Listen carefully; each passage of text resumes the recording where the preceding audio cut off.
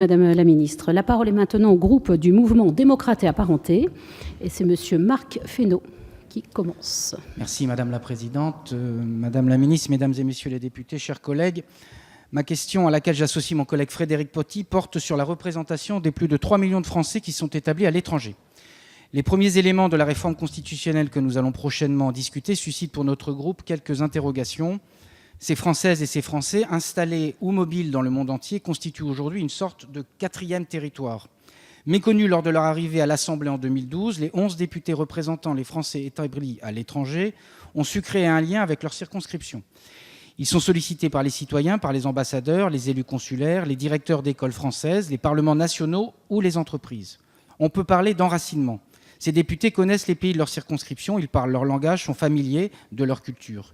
Ils ont appris à gérer la logistique particulière de leur territoire. De fait, ils se sentent proches des problématiques de leurs concitoyens et témoignent au quotidien de leur souhait d'apporter cette richesse à l'aventure nationale de la France. Le regard qu'ils portent sur notre pays nous paraît également important. Vous le savez, notre groupe soutient pleinement la réduction du nombre de parlementaires et il est logique que ces élus n'échappent pas à cette réduction. Et en conséquence, cette représentation doit se rééquilibrer et gagner en cohérence au travers d'un scrutin uninominal majoritaire et d'un scrutin proportionnel. Un scrutin territorial et un scrutin représentant mieux les grands courants d'opinion. Nos interrogations sont donc les suivantes. Fondamentalement, comment conserver cette identification spécifique des Français de l'étranger ? Pourriez-vous nous apporter des précisions sur le choix qui a été fait de créer une circonscription unique et spécifique des Français de l'étranger ? N'aurait-il pas fallu les intégrer dans la circonscription unique à la proportionnelle en augmentant le nombre d'élus au scrutin de liste ? Je vous remercie. Je vous remercie, Monsieur le député. La parole est à Madame la Ministre, Madame Nicole Belloubet. Monsieur le député Fesneau, merci pour votre question. Les 11 députés qui représentent les Français établis hors de France ont été créés par la révision constitutionnelle de 2008. Le constituant a estimé à l'époque que les conditions de représentation de ces Français de l'étranger, c'est le terme que l'on utilise, n'étaient pas satisfaisantes et que leur représentation au Sénat, par 12 sénateurs, n'était pas suffisante. Il est vrai que, comme vous le soulignez à juste titre, le mode d'élection de ces députés n'est pas facile à organiser, car vaste est notre monde, si vous me permettez ce truisme.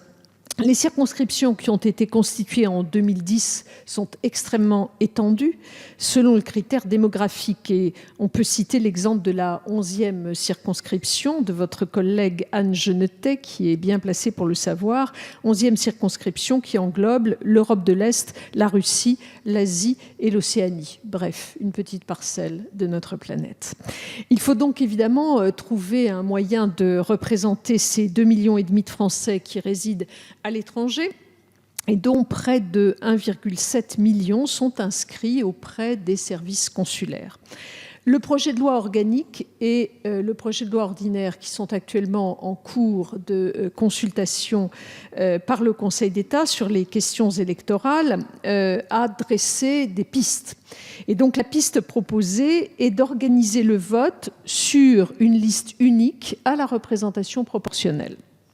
Cela devrait permettre de surmonter la question de l'étendue des circonscriptions démesurées pour une élection au scrutin majoritaire, puisque là, nous englobons le monde, mais nous préserverons l'identité de ce scrutin très spécifique. C'est la raison pour laquelle, pour préserver l'identité de ce scrutin spécifique, nous n'engloberions pas cette liste, elle ne serait pas fusionnée dans celle qui est prévue au plan national pour l'élection des députés au scrutin proportionnel.